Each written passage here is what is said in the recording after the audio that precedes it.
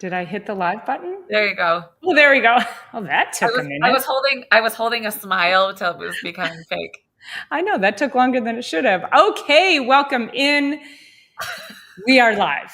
It is another episode of Chiropractic is Sexy, and we are so happy to be here. I'm Dr. Paula Ruffin.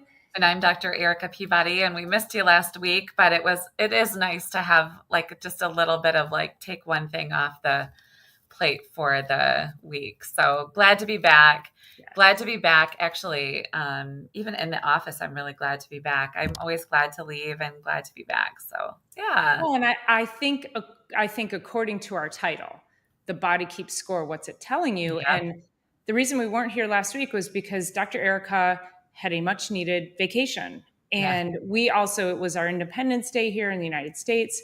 And so I took a little bit of extra time for myself. And so what we want to talk about today is when the body keeps score, we do want to talk about investing in yourself and doing the things that your body is going to be moving you towards health or towards sickness. But also, it isn't always about the doing. Sometimes it's about the not doing and the respecting of the time that you need to rest and rest your brain and rest yourselves physically. So I think that's, it's important that you recognize that if you're driving hard all the time, you have got to give yourself a break. You have to be able to take your foot off the gas. Yeah, well, there's that popular meme out there, and it talks about self-care is not selfish.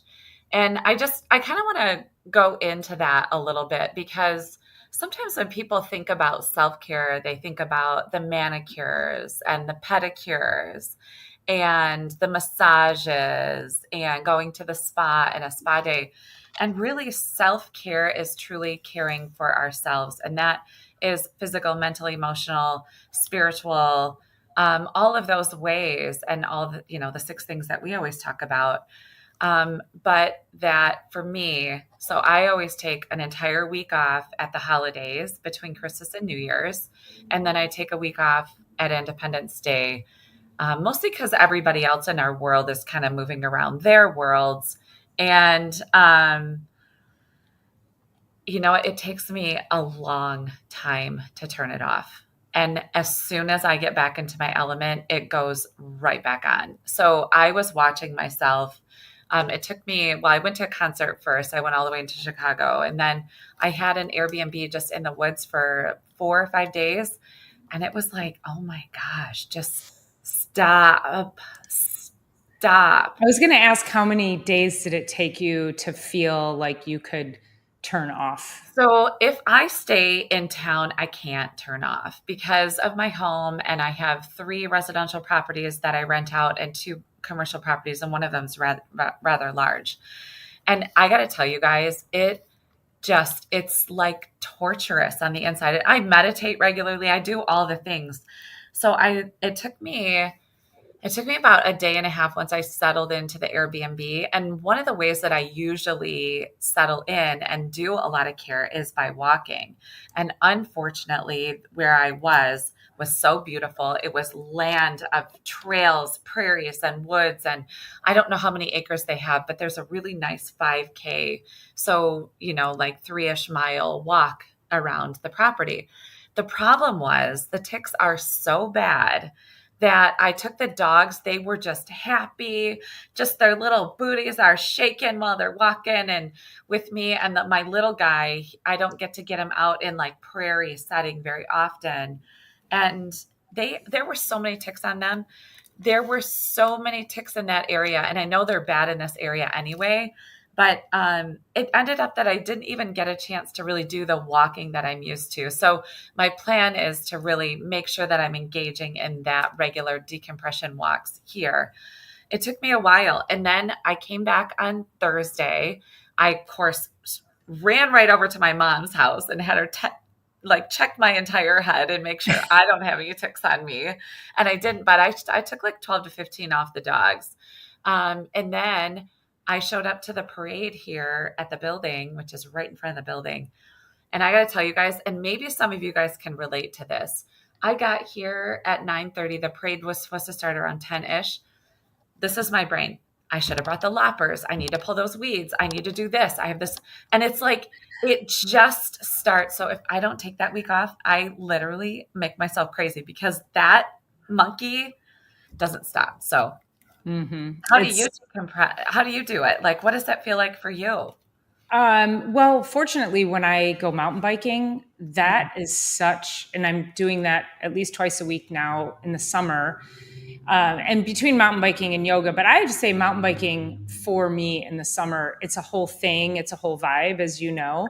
And I go to our local state park, and they have this beautiful spring-fed pond. It's a public beach, but it's super clean and it's absolutely beautiful. And I Cool. park there, and I pick the mountain bike trail right up from the parking lot. And then I ride the loop, and then I come back, and then I go and I float in the water. So the whole vibe, first of all, being out in the woods, it's quiet, it's beautiful. I've been riding this particular trail for 30 years. I know every inch of it. And when I go through the trail, it's kind of like you when you go to your Dave Matthews concerts. As I'm going through the trail, these memories of different people that I used to ride with and different things that we would do on the path. And there's this huge oak tree. And every time I pass the oak tree, I get the flood of memories from, way back when we would stop at the oak tree and we'd have our power bars and we would just sit and we'd laugh and we'd run around. And so to me, that is just fuels me with joy. It's like, I don't think of anything else but these incredible memories. And also, as I'm riding, I am constantly expressing gratitude. So when I get finished with that ride, I am just full. Like, I'm full because I'm like, I'm 58 years old and I'm still on my mountain bike. And I remember years ago when I lived in California, I remember I met these two, I'm going to call them older gentlemen. And at the time, Bob, he was like 40 something. And oh my gosh, I forgot. It's going to kill me. I forgot who my other friend was. Anyway, I rode for years with these guys, and he was the other one. He was a little bit older, but I remember going out with Bob and celebrating a ride with his 50th birthday. And that was always something I did too. I was like, I'm going to do some epic ride every year for my birthday. And I remember celebrating a ride with him with his 50th birthday. And he's super strong. He actually was a recovered heroin addict, just super badass human. And I was like, oh, I hope I can still be riding when I'm 50. And I'm like, Heck yeah. So No, I it's great. do. I find myself expressing gratitude through the whole ride. And I think just that kind of like speaking of gratitude over my body, it just changes my neurology. And then I go and I float in water, and you and I both know how magical water is and beautiful spaces. And so for me to get to do that a couple of times a week through my busy week is like, oh man, it's really amazing. No, that's so great. And one of the things that I had sent, and even with mountain biking, it's like you're moving your body and you're moving all those joints. And I think it's Gary Brecka talks about aging is the constant and continuous pursuit of comfort. And I loved that, and how that we need to choose our heart. And that was one of the things that I had sent. We were texting this week, and it's like, what do we want to talk about? And it's like, you can get off your bike and maybe have a little bit of stiffness and soreness or something. And I know your knees are kind of a thing, but it's also like, that's way better than being stiff and sore because you sat on the couch for too long, or, you're having like thumb pain because you've been scrolling instead of like knee pain because you've been biking. And those are the kinds of choices that we're making on a regular basis. And I have those moments. It's like the present time consciousness. That's what I always loved about mountain biking. I haven't been in years, but because I've been doing other things, but I get that with surfing and snowboarding and also driving my buses. And when I get on in the bus and I'm like an hour in, a lot of times like tears of gratitude of the simple fact that this is our existence. Like that in and of itself is such powerful healing juice. And so when we can speak, like you said, speak gratitude, think gratitude over your entire body. Like, thank goodness my my arms can twist my gears, or thank goodness I can, use my shoulders and my arms and my hands in order to put my buses in gear, or, I can pull up on the back of a surfboat and like ride this wave, like endless wave. It's all those things that we're doing to pursue discomfort so that we are truly living.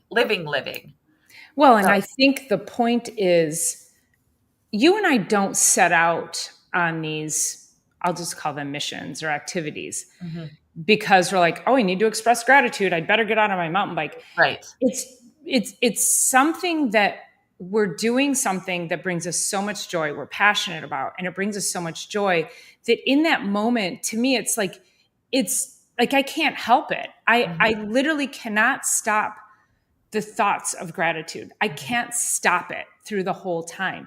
And so I think for people to find a level of joy or find something they're passionate about and really lean into that. And yes, I get on my bike and my knees they're sore when I get on. So that could be, I remember my dad was like this. My dad had bad knees and I was always afraid of the roughened knee. We were always, it was like the roughened knees, the roughened knees. All the Ruffins had bad knees. And I mean, I was like, oh shit. And so I lived in fear of the roughened knee. And I think that's probably what got me biking at a young age, was because I was like, I'm going to stay strong. And but the point is that my dad would always say, I can't do this because my knees hurt. I can't mhm, walk because my knees hurt. I can't get on a bike because my knees hurt. Like I heard that so many times. And to me, you need to get on the bike because your knees hurt. right. You need to walk because your knees hurt. I had a patient, and she exercises. She's I was gonna say she's young. She's like 55, and Super young. she exercises regularly and tries to keep herself healthy. And she said, "Well, I don't like squatting down anymore because my knees hurt." And I'm like, "Welcome to the club. And the reason you need to keep squatting down is so that your knees won't hurt as much." Mhm, And so I think we find ourselves not doing things because we're afraid of the pain. Now, granted, I think we need to be smart about what is actual pain versus what is discomfort. right. And that if I don't, I mean, and you and I do yoga. When I get into yoga, if I don't do a bunch of deep squat, I actually do this before every workout, whether I'm at the gym or yoga, and I do deep squats, the Asian squats, your butt's down, touching your heels, and I stand back up. You think my knees feel good when I start doing that, but it's enough for somebody who doesn't understand that process Mhm, to say, I don't want to do that because it hurts my knees. And I'm afraid if I do that, it'll hurt my knees. Mm-mm. If you don't do it, you're right. going to hurt your knees even Yeah, more. that's great. And there's, again, it's that constant pursuit of comfort that is Mm-hmm. creating this, like, sit your butt in a couch and die, truly. And Mm-hmm. that sounds aggressive to say it that way, but if we don't get up and we don't push, and I remember getting into practice, I was 27 years old, and the patients would come in, they're like, oh, the years have caught me, the years, and they do. But I in my naive 27-year-oldness was like, oh, the years will never catch me. So I've been humbled since, Yeah. in a big way. Yes.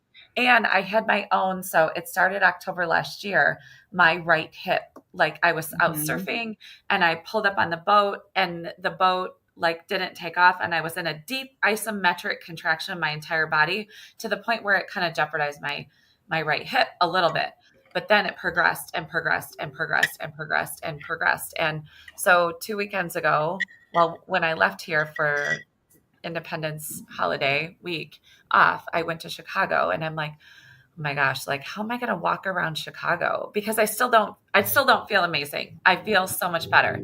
And so last year in August, I ran a 10-mile road race, which I do every August. And I'm like, my brain's running, like, can I do this 10-mile race? Can I do this 10-mile race that's coming up? And so I was like, okay, I'm in Chicago. I want to see everything that I can see. I have a limited amount of time. I also have to walk to a concert and back. So I did 17,000 steps on one day and another 16,000 the next day. And that was within 24-hour period because I only parked my car for 24 hours. And I was like, and so then the other day I Googled and I was like, how many steps is 10 miles? Well, 10 miles is like 22,000 steps. And if I did over 30,000, then now I'm like doing the math in my head. And because I did those steps, my hip heals through the steps, where initially it doesn't feel amazing. And I'm like, oh my gosh, am I making this worse? Because that's really a question, even in us as healthcare providers, it's really a question in our minds. And I just kept going, and I just was able to keep going because I started going and I kept going. And yoga talks about this. All of our yoga classes is like, the hardest thing is to get here. Roll your mat out and get started. But once you get started, then the person next to you, it's why we do it in community, is going to keep going. So you'll keep going. And then that person keeps going. So you keep going, and that person keep going, and you keep going. And then all of a sudden you've kept going for however long it's been. And I think that we can take that into all of our healing principles. It's not always fun. Both of us are, I'm in my upper fourth decade, you're in your upper fifth decade of life, and it's not always fun. It's not always comfortable. But if we can get going, we can probably keep going. And that is kind of our message today, is like, we want to be sore because we've been sitting too long, or you want to be sore because you've been out there living your life. Do you want to be wheelchair bound at your children's graduation and weddings and all of that? Or do you want to be on the dance floor? And it's your choice every single day. Well, and my mom, again, she's such a great example. And when my nephew got married, probably three or 4 years before she died, so she would have been 80, 81, something like that, two, maybe somewhere in there. But she danced all night. And that was just how she was. And so the example is, do you want to be that person? Do you want to be able to be continually moving throughout life? Because the less you move, and of course, we have a friend whose mother lives with them, and who mother-in-law lives with her, and she's expecting everybody, like, she won't do anything for herself. She's kind of moved into a very helpless state, and it's frustrating. And even bathrooming, having accidents, like, listen, I don't want to be shitting my pants, let alone like shitting a bed. Like, Right. like that is no way to live. So I think really just having, like, what do you see around you, and what kind of inspiration can you take from people who are doing great things and people who aren't taking care of themselves? Like, people who don't take care of themselves, it really should be a wake up call for people who aren't taking care of themselves, for you to say, oh my gosh, if that could be me, and I don't want that to happen. So I think just looking at inspiration, good and bad, and taking all of that, and then starting where you can start. And even if it is just a walk, start there. Even if it's, if you're able to go to a gym, if you're able to, and personally, I love for people when they can't, when you're somebody who needs to get your lifestyle in check, and you do, I always say, find a community. That's where going to a gym, or like, my mom went to exercise classes. So she had a community of people at the senior center. She danced with the Novi senior theater group. So that's movement, that's activity, that's enriching your brain. She had to learn dance steps. They had to learn songs. All of that is powerful to the neurology, but then also they were all connected doing the same thing. So I think it's really important that if you don't have a community that you're doing those things with, you need to seek one out. Find what brings you joy and seek out the community that you can then step into that, because that is inspiring as well. Yep. There's a lot of research, and maybe you guys have heard about the blue zones on the globe, which are areas that live extra long and extra healthy. And of course, it's like, the fresh diets and fresh foods and all of that. But the one thing that they all had in common is that they set an extra plate at the table for somebody in case they did show up. And it was basically like whoever can show up. And that really, like you said, finding community, that one piece of being in community and setting a place setting for anybody and everybody who may show up that you have no idea. That is really where the longevity was created. So, yeah, there's, so many different ways that we can be leveling up every day, but it's And those finding people that. move every day. Yeah. Let's not Oh, forget yeah. that. They Oh, yeah. don't drive many places, and the No. terrain isn't always friendly. Yeah. It's not like, oh, they get on a flat path and walk. Like, they're walking through gardens and trees, and they're And hills. negotiating Right. hills and steps and rocks, and so it's not always a friendly terrain, but they move through it. I Mhm. mean, they could walk 10,000 steps by breakfast, and Yeah. that's just what these people in the blue zones do. They move each and every day.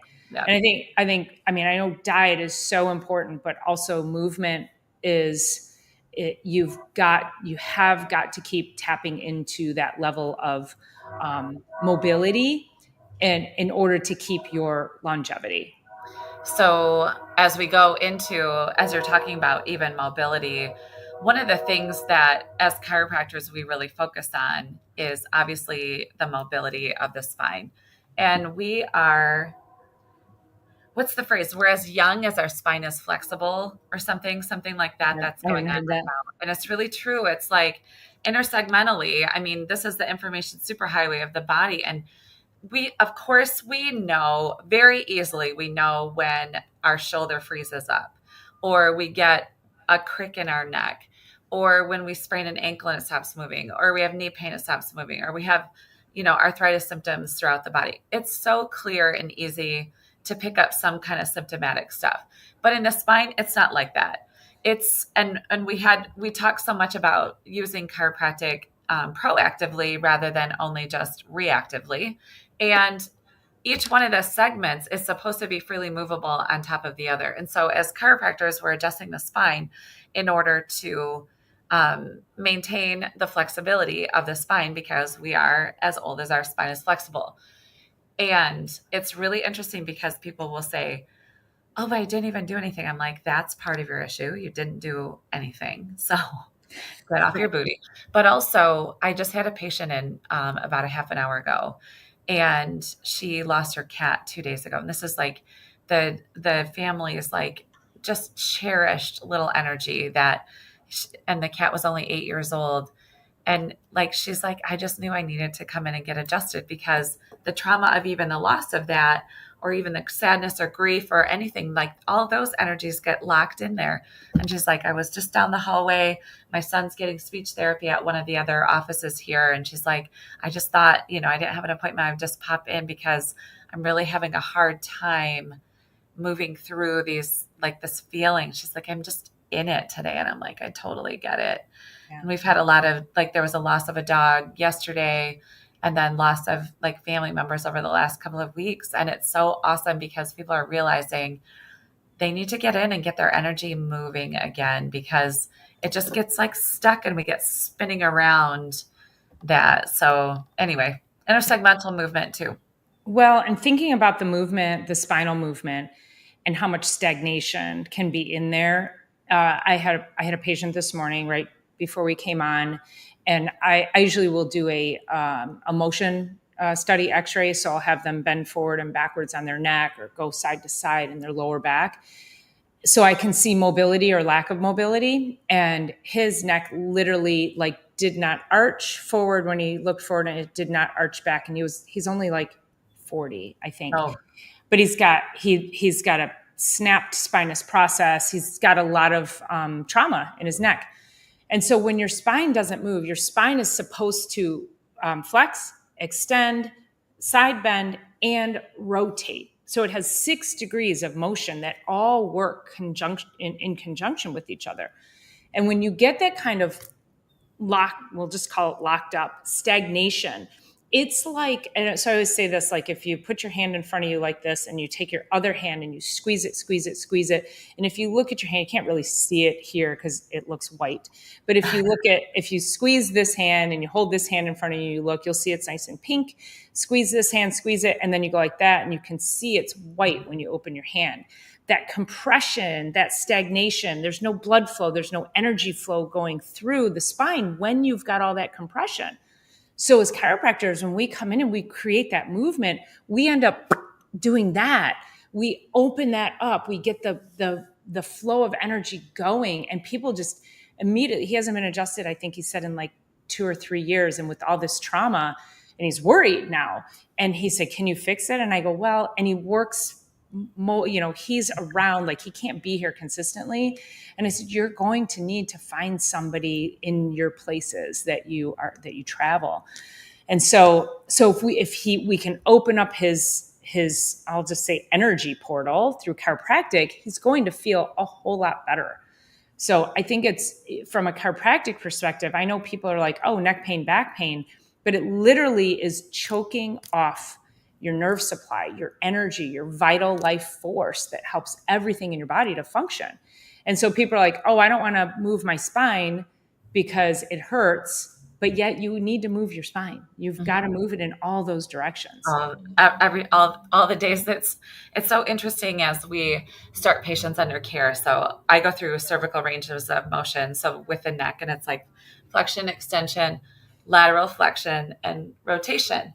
And some people, I'm not kidding you guys, are like this. We'll say, tilt your head this way. That's all they can do. Tilt your I head this literally way. find myself going, when they go like this, I I'm go, like, I go, oh, I know. I go, I'm "Is like, that it?" oh, They're I like, know. and then they go, "What? What?" Like I'm they like, don't know that this is all no, they're doing. this is not proper range of motion. And this is one thing, if you're listening out there, if you can see into your blind spot, this is a really, really good way to know just how fixated you are. You should always see a chiropractor, whether you see in your blind spot or not. So that's not like a qualification, but we literally make safer drivers. People are like, I haven't even been able to turn my head and look in my blind spot for decades or whatever it is, for a very, very, very long time. We And it's make like, safer drivers. I love that yeah, statement. we have to talk about that one time, but we Yeah. should be able to have free motion. And if you don't have it, guess what? Sit in your desk and start doing this and start doing this and start doing this. Like that's as simple as it can start to get. But Dr. And Erica, it hurts when I do that. I know, keep Do going. it anyway. Keep going. I dove into the lake on, I don't know if it was Saturday or Sunday, but something happened and my head hit weird. And then I did like, for whatever reason, when I was underwater, I did that. And I was like, oh, that was weird. But it's all those little tiny things. Diving into the lake. I did get adjusted on Monday. I love when I watch my list of people coming in, like I can see my waiting list. And when one of my chiropractors is on there, I'm like, yes. And I don't care how busy, I do not care how busy my office is. If one of my chiropractors is in here, I'm going to adjust them and then I'm going to get on the table and there can be 10 people waiting. I'm getting adjusted because I'm going to be a better chiropractor for everybody else. But I was like, on by Sunday evening, I'm like, oh, I can really feel something weird happened in there. But it's like, all I know, I don't care to call it anything. I don't care how it happened. I feel like it started to happen in that moment. But people will say like, I want to call it something. I want to label it something. I want to know where it came from. I'm like, we don't care. We care because you're hurting, but we don't care when it started, how it started. We would like to know if it's chronic or if it's acute. Those are important things for us but let's just get your spine moving again. That is it. And let the body take care of itself. We don't care. Right. And so when you come in and you've got your labels, my fibromyalgia, my Frozen breast shoulder, cancer, my shoulder pain, my migraines, when you are owning those things, and I think we've talked about this before, is if you catch yourself saying my, you have to stop. Yep. Because when you own that kind of a thing, you're continuing to keep it and save it in your neurology, and you have got to let it go. You can no longer own it.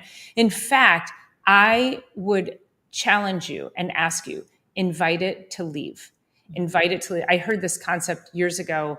It might have been a Wayne Dyer thing. I don't remember, but it was, if you have something going on in your body, some kind of illness, some kind of ache, pain, anything, you invite it to leave and just say, you serve your purpose. You have no purpose here anymore, and you may leave. And you just invite these things to leave your body. Because if you think about that, what are we doing all the time? We're inviting them to stay. And so, so we go years and years, my high blood pressure, my IBS, I mean, let's just stop owning it and just invite it to leave as much as you've invited it to stay. And I promise you, incredible things will start to happen, and you won't feel that level of pain. Like, it will start to go away. And yes, it can take time. Dr. Eric and I have both struggled with injuries and with some health things, and we're like, we know it's going to take time, but we have to also be doing all the other things with it. And I mean, yeah, I think it was yesterday, I was walking, we had our concert here in the park, and I was walking and I got this like sudden stabbing pain in my groin, in my hip. And I'm like limping. I'm like, oh my God, what? And somebody said, oh my God, did you hurt yourself? And I go, no. My body's just doing a thing. I don't know. But I didn't sit down. I kept walking. I moved through it. And within about 5 minutes, like, I kind of forgot it was there and I had to go run the concert and everything. But the whole point is, like, so many of us would be like, oh my God. And then you sit in it, and then you sit and you wallow in it. And then, you had to call the doctor, and I got to go in and I got to make an appointment. And these poor people who have issues going on are like, well, I can't see the specialist for 6 months. Why are you not calling a chiropractor? Right. Why are you not calling us? You will never wait 6 months. No. You may have to wait 6 days, maybe, but sometimes not even that. Yeah. But you should never, ever, if you have something going on and you're concerned, you should never have to wait 3 months, 6 months to get it handled. And when you come to us, we're going to say, let's get you moving. Let's figure out what's going on. Let's open up your portal to your information superhighway, and let's get your body doing what it's supposed to be doing. It's super capable of healing. And, when you say that about specialists, I actually really like what's happening in that world now, because our body needs time. And a lot of times what's going on is that these specialist appointments are made. And yes, sometimes they're very, very necessary. We're not undermining any of the medical field in any way. But they also know, since it's not critical and it's not emergency, that if they give the body time, a lot of those appointments get canceled, which is good. And then they don't even have to deal with them, or they've like changed their lifestyle, or they came across some other point where they need to actually change lifestyle rather than going in to medicate lifestyle choices. And so, yeah, they give it some time. Now, Dr. Paula and I both know, in our own bodies and with our clients, we get you started under care. We can work with you, whether you're working with a specialist or whoever you're working with. If after 30 days of care with us, and that doesn't mean 30 visits, it just means like a month of proper, solid, regular care with us. If things have not changed, it becomes clinically significant at 30 days. I'm going to ask you personally, in your experience in your practice, have you ever gotten to 30 days and something not change? It changes. I'm thinking of, okay, I'm just going to say not usual. However, I have probably 1 or 2 patients, and I've talked about them before, who suddenly ended up with spinal stenosis. Mm-hmm. And I said, we got to start over, because you and I both know spinal stenosis is a very severe condition and oftentimes will lead to surgery. And he said, I don't want surgery. And it was a solid, probably 3 or 4 months, but that's sometimes what it takes. And he was committed. And at about 6 months, he was like, oh, he's feeling better. And then at 9 months, he was like, oh my God, I know I'm not going to need surgery now. And it's been probably a year and a half now, and he's doing amazing. And he's like, you saved me. And he was coming in like once every 3 weeks, like he was just on maintenance. And he's like weekly, and he comes in weekly, and we do laser on him every week. And that will not change. Yep. because he knows that that's what's going to keep him. Now, that's not the norm. That is Right. out of the norm. So what Dr. Eric is saying is that most of the time, 95% of the time, within about 2 weeks, Mhm. you're like, oh my God, Changing. why They didn't I do cannot this before? believe, I know they cannot believe how long they've waited Yeah. and stayed out of the office because of whatever concept they have about chiropractic care. I was just looking back because I have a patient with spinal stenosis too. She started with me July 26th of 2005. Now I opened my practice in March of that year. She's been with me for that long. She's had 632 visits at this point. I can see them. And we just keep her out from under the knife. Yeah. Yeah. She Let me would see how have. many. Yep, she is. She worked for GM. She sat long hours for a lot of Mhm. years. She's been retired for maybe like 5 or 6 years at this point. 632 visits over 20 years time, Yeah. and I don't know what the math turns out to be, but she's on a 3 times a month schedule. She doesn't always make it in, so sometimes it'll be she's in 1 to 3 times a month. She pays for 3 visits because that's how we have her set up, and she's been like that paying out of pocket for care for 632 visits, Mhm. and we make it affordable, and for her to get in we make it efficient, and I can tell you 100%, you can mark my words, I have kept her off of the surgical table, out from under the knife. And Doesn't that it's feel good? yeah, it's just because we Mhm. keep people moving. Yeah. And so she could have chosen, so the body keeps score, right? And what is it telling you? It was our real question today. Or the pain is created from sitting your booty on the couch, or it's created from doing this. Is it always comfortable to come in and get adjusted? No. However, it is worth every single adjustment to have a little bit of discomfort to keep you out from under a knife that once they cut, they can't uncut. Once you do that, you can't undo it ever. And we're never the same. That's 2 words. Ever. uh, Uh, the, the, yeah, ever. So anyway, it's those kinds of things that we're seeing on a daily basis, which is literally why we're here every week, so Mhm. that we can talk to you about what is going on and why and how, what we're doing personally, and give you a few actionable tips on your side. So, Yeah, and and I want to ask the question because our last couple of podcasts we talked about your health score, if it was your yeah, credit score, and we've been having that conversation. And so let's just leave by asking the question: if your body is keeping score right now, let's say it's 0 to 100. yeah, We'll just use a random number, 100. Where is your body landing? Where's your body? Like, really be honest with yourself and rate your life from your physical, your mental, emotional, your dietary, your sleep, your what else am I missing? Physical, mental, emotional, sleep, yeah, hydration. yeah. Rate yourself. Like, think about all the areas of your life as if you had a wheel and each area of your life was a spoke on a wheel. Would your wheel be round or would it be crooked? Mhm. And that's the score. And where would your score be? Are you at 100%? And listen, you guys, we're not at 100%, No, but we're aware of all the things that we do. And like Dr. Erica said, like she was like, oh, I need to make sure that I'm stepping into this. I'm like, it was 4th of July weekend. Like I knew I was going to be like having some cocktails and I still exercised, but I knew that like that was going to derail my diet a little bit. And so I was like, well, I have to lean into all the extra things before and after. That was my preset and my post set. mhm. So it's how do you pay attention to what you are putting in your body, what you're doing to your body? So what's the score? Are you adding to that? If you get to 100, like, can you reach 100% capacity? Or if you can't reach 100%, which I don't think any of us can realistically, you should be striving. You should really be like moving towards 100%.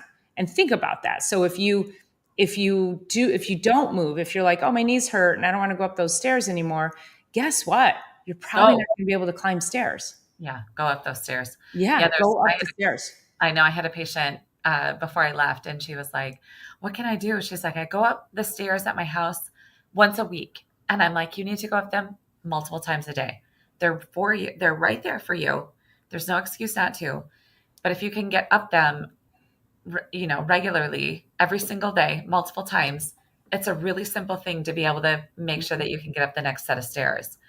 I Uh, showed a video, I sent a video to a friend of mine who happens to be a chiropractor.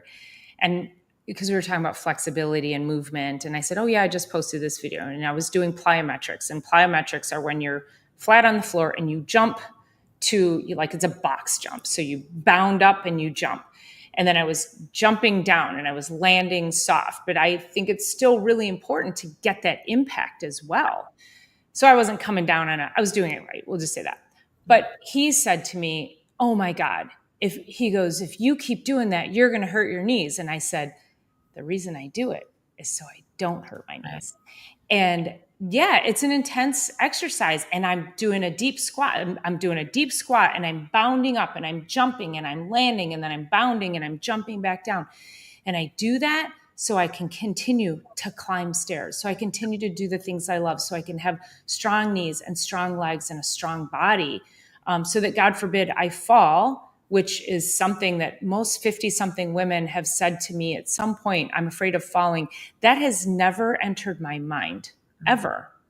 Knock on wood. And it's really sad that in women in their 50s, and I don't know about their 40s, but certainly in their 50s, they're like, "I'm afraid to fall. I'm having trouble going up steps." I had that conversation with somebody a couple weeks ago. So we just want to ask, where is your score landing today? And what are you going to do about it? Right. So I That's was really gonna the say, biggest thing. yeah, sitting Yeah. there as you're listening, 0 through 100, where are you right now? If you're being super honest, and we should go back to talking about that wheel maybe next time, Mm-hmm. because we both have some pretty good representations of that. It'd be really helpful. I know that I have some charts and things, but not only where would you put yourself? What are 3 small things you could do in this moment? Deep breath, glass of water, get up, move, stretch, something so simple that could make sure your trajectory is going in the right way. So, what's your score? What's your health score? What are you feeling? How have you done? And what are 3 really simple steps that you can take between now and the end of the day to make sure that it's trending in the upwards direction? Much like you would with your credit score. You're going to pay your bills every day. You're going to pay your bills on time. You're going to do all those things. Like, what are you doing with your health? So anyway, Yeah. we are fresh out of time here. My goodness. Yeah. That is perfect. So please don't forget to subscribe. As always, we are grateful for you showing up for us and engaging in our chat. And if you have any questions, please drop them in. You can also subscribe to our channel on the channel itself, but also there's a link to our newsletter. So make sure you're jumping in there, you're subscribing in all the ways and staying connected. And otherwise, we'll see you guys here next Thursday at 1:00. Have a great week.